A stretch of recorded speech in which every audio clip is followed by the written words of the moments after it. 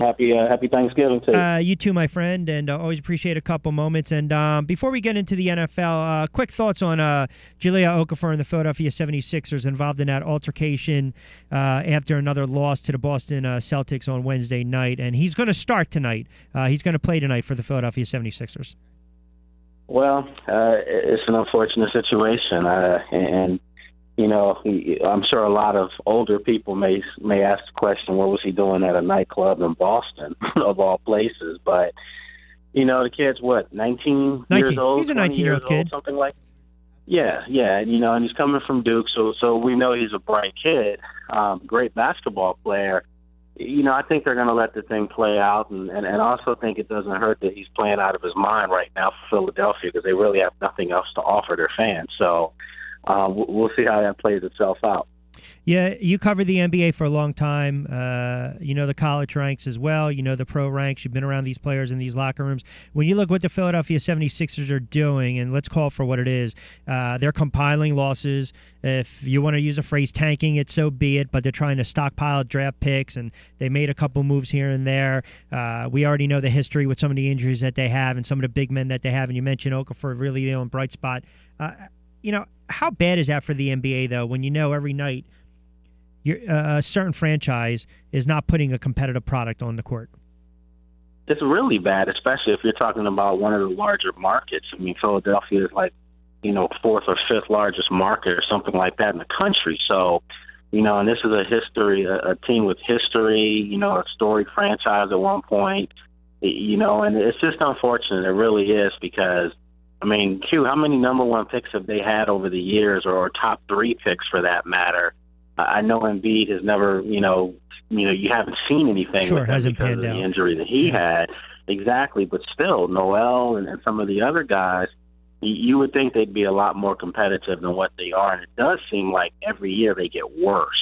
So this isn't a good look for the NBA or for Philadelphia for that matter. All right, let's switch gears. The Skins have a big game against the Giants. They play much better at home, especially this season, but the Giants have had their numbers. Giants have some issues on the offensive line. You look at Washington. It's always a good matchup for the Giants. They enjoy going down there playing in Washington or New York. This is kind of a big game because Dallas is done. Put a nail in their coffin, and we'll get to the Eagles' mess in a moment. But how do you see this game playing out on Sunday? Because I think if the Giants take the Skins lightly, even though they'll be able to throw the ball, I think this can be a wild, high-scoring affair. Yeah, and this is one of those games where you for both teams, you're not sure which team's going to show up. I will say this, the Redskins are a much different football team at home, hence their 4-1 record. No, they really haven't beaten anyone as far as all their wins this year. They haven't beaten anyone, with a winning record, if I'm not mistaken. So, there's a lot to be said about them as far as the fan base. Fans want to see them take another step forward, and that step forward is, perhaps winning games on the road, which they just can't do right now, and also beat good teams, whether it be on the road or at home. I don't want to put the Giants in the very good team mode. No, you can't either. Right, but they're playing for a division right now. Both teams, so the game has more meaning than perhaps their records have. So, I'm looking forward to the game. And you called it out. They have bad luck against the Giants. The Giants are just one of those teams that, for whatever it's worth, they have the Redskins' number. They've had it.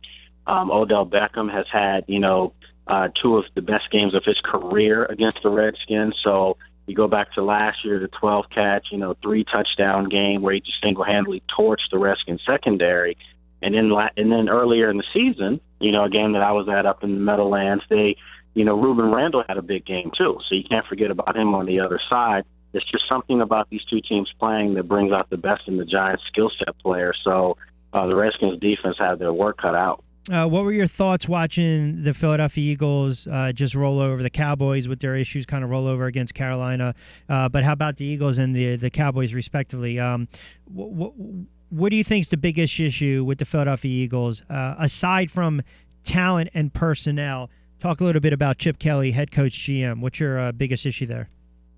I think that's the issue in itself. I mean, this is a guy that was, came in, fought for some power up there, got the power he wanted, and pretty much tried to remodel the roster to what he wanted. And, say what you want, maybe it's a year too soon to judge, but they've gone, the other route. I mean, this was a football team that for years, people down here in this market got just sick of hearing about how good the Eagles were. No, they didn't win a Super Bowl, but, you knew they were a playoff caliber team year in and year out. And to just see how far they've fallen with basically non-injuries. We can't sit here and pile this on injuries and things of that nature. This was just a roster makeover that hasn't panned out, or that's panned out, and it looks really bad. And then on top of that, when you're hearing players thinking that their coach is going to bolt and take another job and go back to college football, it's just not a good look across the board. And I think that some guys have checked out. You could see it. Listen, when you go to Detroit, another team that's really not that good, and they get destroyed, not a good look. So, I mean, on Thanksgiving Day of all games, everyone's watching this nationally, Q, and to see the Eagles just roll over. I mean, there's no other way to say it. I think this goes back to the coach, and there's no question in my mind that Chip Kelly will not be their coach next year. Now, when you say that, again, aside from the salary and what he's due, look, we've seen coaches get buyouts before. Situation where you think Kelly gets so frustrated and he says, forget it, I got some better opportunities with the same amount of control if I go back to college, and he walks away. Of course. I mean, listen, you and I have had this conversation over dinner, hanging out, just over the airways, several years now. Why would you want to coach professionally?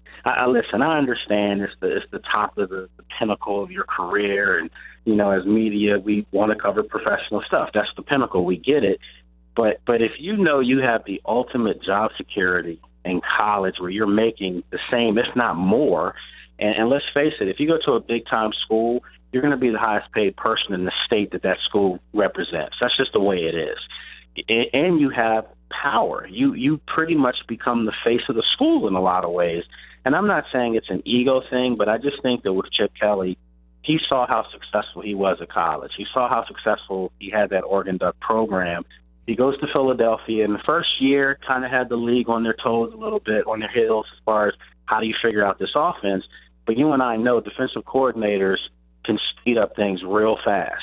They figure out a lot of things, the wildcat, the read option, if you want to spread the ball out. They'll figure these things out, and now it becomes, what is your personnel? Is your personnel, superior in the way you're drafting and everything that you're going after? And I don't know if that's Chip Kelly's strong point as a professional coach. So right now the Eagles are in a tough situation because you've given this guy everything, and now if you do go out and buy him out or go out somehow and get a new coach coming in, he's got to find who he wants. So it could be just a long process for Philadelphia. And I don't live up there, have family up there, but I can tell you from what I know from covering the Eagles from afar, fans of Philadelphia aren't the most patient fans. And they're going to want to see some results, sooner rather than later. I agree. A couple minutes with Lake Lewis, covers the NFL and the NBA, Sports Journey, Sports Journey Media, of course, about.com. Last one before I let you get out of here. Sticking with the NFL, we see what Carolina's doing.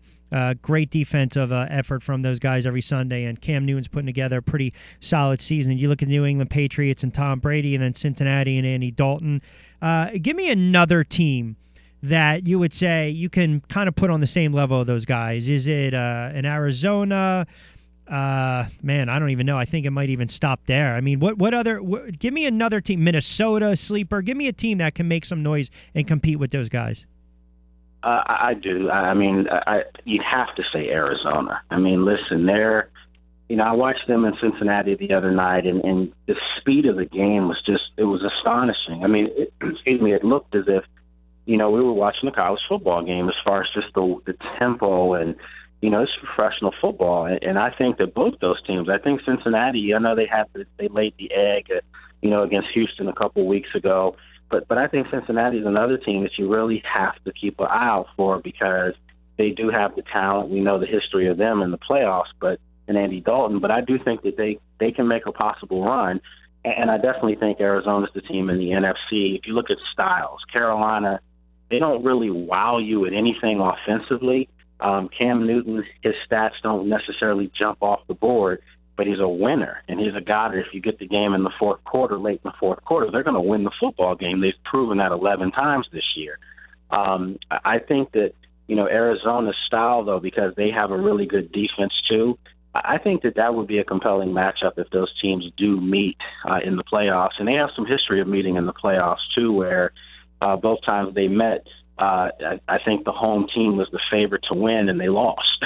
So it'd be kind of interesting to see how that plays out. Well, it's going to be a good slate of games over the weekend. A lot of stuff up for grabs still in the NFC East with the Skins and Washington. Still can't, and the Giants, and you still can't technically. I think it's done for the Eagles. And as I alluded to, you got some big games as well with Denver and New England. Always appreciate it, my friend. We're starting to get in a high gear with football as we come that stretch run, and then we'll be talking a lot more NBA. All right, man. Sounds good. We'll start to give credit. We'll start to give credit to Air Porzingis. Of course. Hey, man, listen. I just had an argument with a guy yesterday. I'm starting to wonder if he's the best player on that team, period, I think he might be. Over Carmelo. He looks like the new face of the Knicks. That's right. And they're going in the right direction. You can't debate that. No, I agree 100%. All right, my friend, good that you had a good holiday. Enjoy the games. We'll talk next week. Always appreciate a couple moments. All right, you guys take care now. All right, you got it. Lake Lewis, join us for a couple moments.